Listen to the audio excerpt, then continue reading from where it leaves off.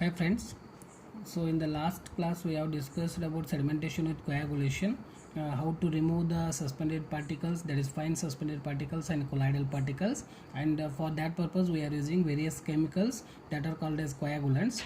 Okay, and that various coagulants also we have discussed, that is alum, that is aluminum sulfate, copperous, or you may call ferrous sulfate, chlorinated copperous, sodium aluminate, and magnesium carbonate. So these are the various coagulants we have discussed. So let us today we will discuss one by one. That is first one, aluminum sulfate. How aluminum sulfate will helpful to remove the lighter, that is fine suspended particles present in the water sample. Okay, first, as we know, the chemical formula for the aluminum sulfate is Al2SO4.18H2. This is the chemical formula for the aluminum sulfate.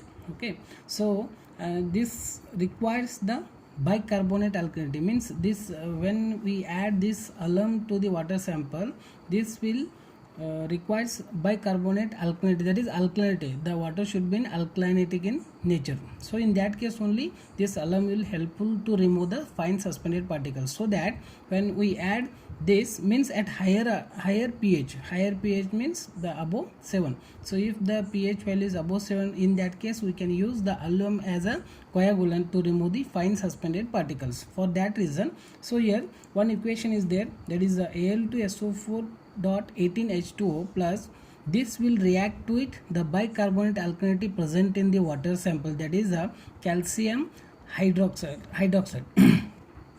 CaHCO3 twice.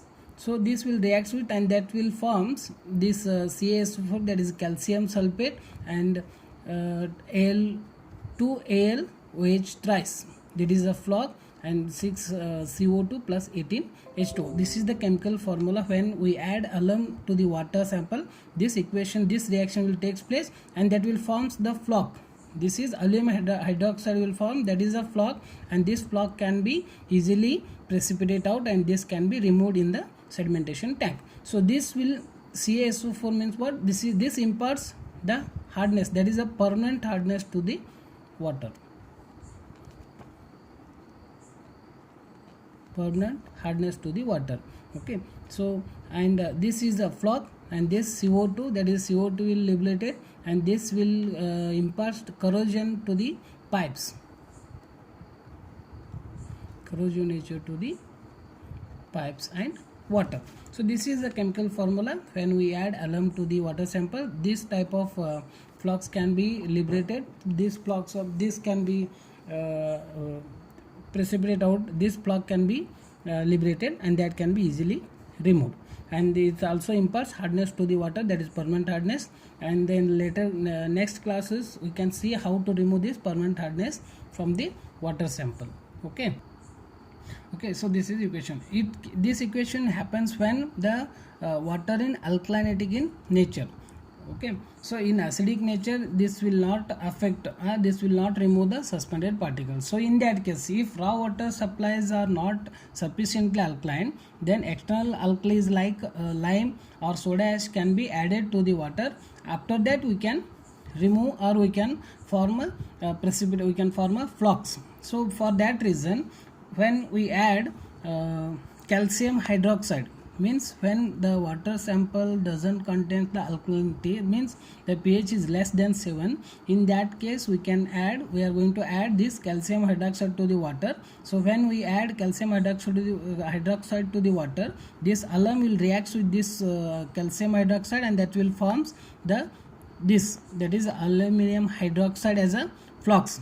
Okay, so this flux can be removed easily.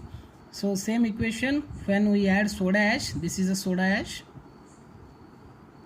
this can be added when the water sample is in acidic in nature. So for that reason, to increase the pH value, we are going to add this type. So that why we are adding this one means, when alum is added to the water sample, that will directly react with carbonates and bicarbonates ions present in the water sample. For that reason, we have to first convert the acidic nature of the water to the alkalinitic nature. So this is the equation, this is the chemical formulas this is the reaction will happens when we add alum to the water sample, and the flux can be liberated, and that flux are removed easily by precipitating out by giving some detention period. So this is what the aluminum sulfate as a coagulant. So as we know, the water sample will react with this calcium hydroxide, that is calcium, that is bicarbonate alkalinity. How it forms means, if water contains already this calcium hydroxide means it is okay. When the calcium, how it forms means, when calcium carbonate present in the water, this will react with the water, and that will forms the calcium bicarbonate, that is bicarbonate ions, HCO3 twice. Okay, so to equilibrium, to equate this equation, we are going to add this 3 and 3, so the equation will be equilibrium in condition. So this how the calcium bicarbonate will forms means, when calcium carbonate will react with water, this equation will come. So this formula, this will react with the alum when we add alum to the water sample. So the flux, aluminum hydroxide flux will be created, and that can be easily removed. So this is what the aluminum sulfate. So we are using as a coagulant. Okay, Start. so in the second next coagulant is ferrous sulfate. Okay, so ferrous sulfate, here two cases can be see here. We can see two cases. The first one is when copper is added before addition of lime. Okay, so for that reason, when copper is added earlier to lime, in that case this copperous, that is ferrous sulfate, will react with the bicarbonate present in the water sample, and that will form this ferric bicarbonate, and this also imparts the permanent hardness calcium sulfate and H2O, that is water. Okay, and again this bicarbonate will react with the calcium hydroxide present in the water sample, and this precipitate can be obtained, and this also imparts alkalinity to the water. And when alkalinity is imparted, and after that this again, this will react with the oxygen present in the water sample with water. This compound will react with these two compounds, and that will forms the ferric hydroxide precipitate. This is a flock. So at the end of this addition of the copper sulfate, that is ferrous sulfate, to the water sample, means before, after addition of copper to the water sample, this will react, and at the end that will forms the ferric hydroxide as a precipitate, that is a flock, and that can be easily removed. So this is the chemical reactions can be, we can see here. So next one is when lime is added first, means before addition of copper we are going to add lime first.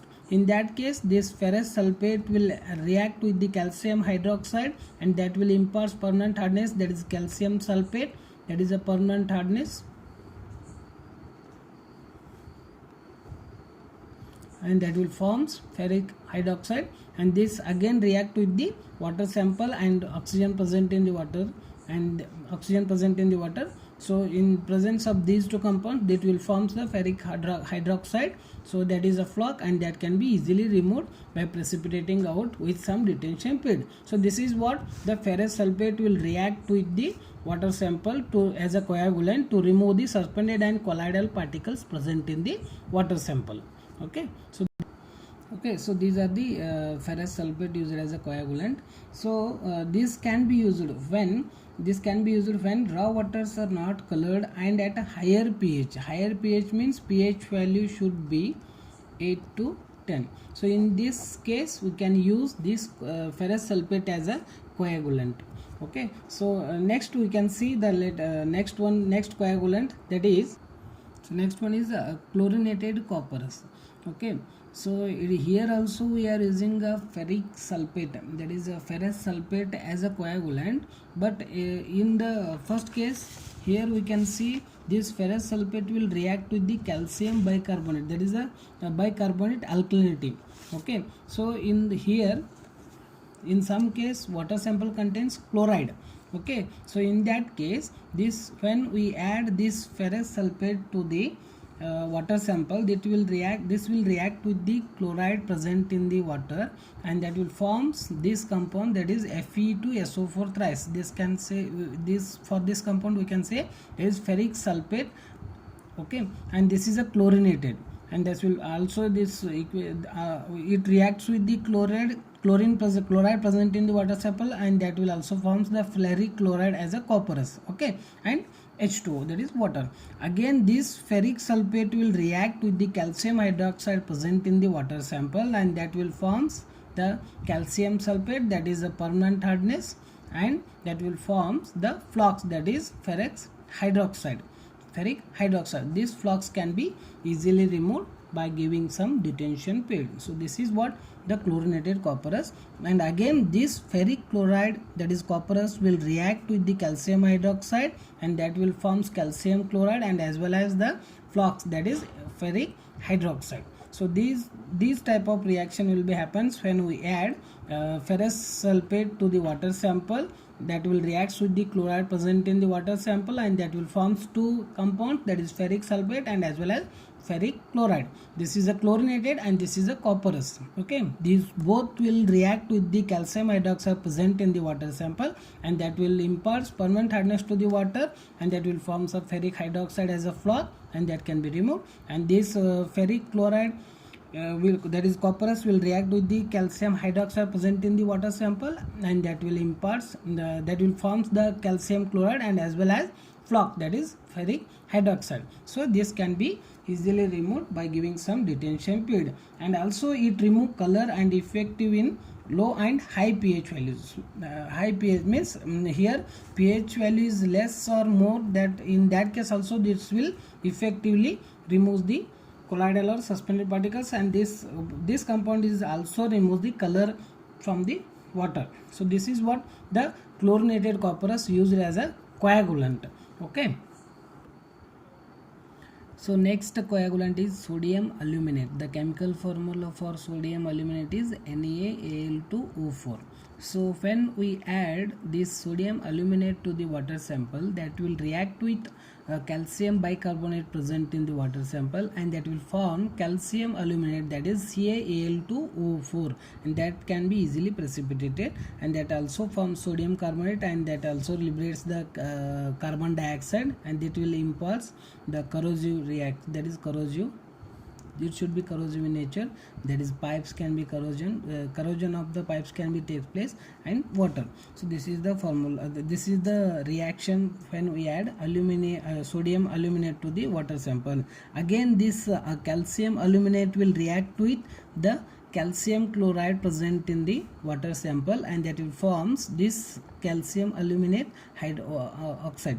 So this can be easily precipitated, and that's also forms sodium chloride. So again this reaction will happens. Again this will react to when water sample contains the calcium chloride and also contains some permanent hardness like calcium sulfate. So it also reacts with this calcium sulfate, and that also forms some flux material, that flux compounds, and that can be easily removed, and that will also one more compound is formed, that is sodium sulfate. So that can be easily, so this flux, that is this compound can be easily removed by precipitating out by giving some detention period to the water sample. So this is what the sodium aluminate used as a coagulant. So next one is magnesium carbonate. So magnesium carbonate, the chemical formula for magnesium carbonate is MgCO3, and this will directly react with the calcium hydroxide present in the water sample, and that will forms the alkalitic, that is CaCO3 alkalitic compound, calcium carbonate, and that will forms magnesium hydroxide as a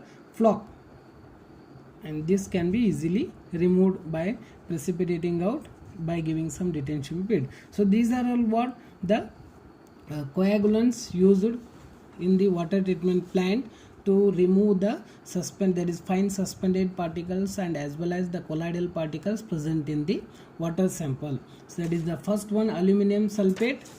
Okay, so aluminum sulfate will react with the bicarbonate alkalinity, that is calcium hydroxide present in the water sample, and that will form some flux, and that flux can be easily removed. Okay, and again it will react with the means when the water sample in alkaline nature, then in that case we can directly remove, we can directly form this type of flux when the water sample in acidic nature. In that case we have to add some lime, there some type of base compounds like lime or calcium hydroxide or soda ash. In that case this alum will react with these two compounds and that will form the flux particles and that can be easily removed. Second one, ferrous sulfate.